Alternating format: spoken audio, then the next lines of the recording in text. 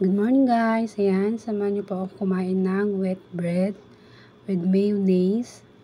Titignan po natin kung pwede siya sa may diabetes. Kanina, before ako kumain, nag-test na ako, 97 ang result ng ano ko. Tapos after 2 hours, after ko kumain ito, babalikan ko kayo at magte-test ulit tayo kung may spike siya. Kung tataas yung sugar natin. Ayan. So, balikan ko kayo guys. Bye-bye.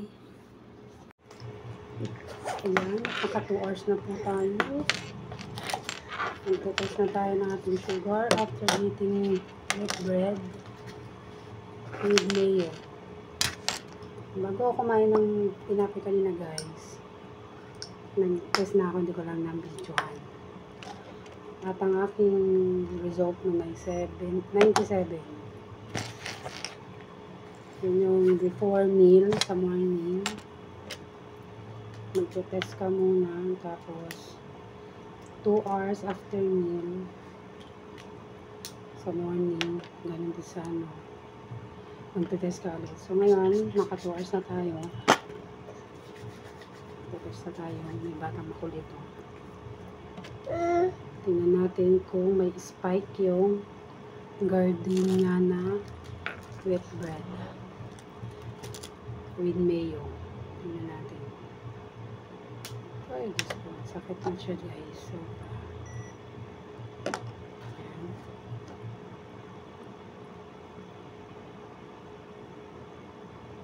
Sana kita, no? Ay, 164.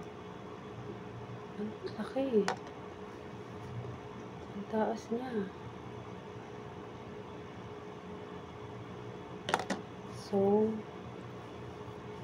mamayang hapon, magme-merienda ako. Susubukan ko yung wheat bread lang na isang piraso.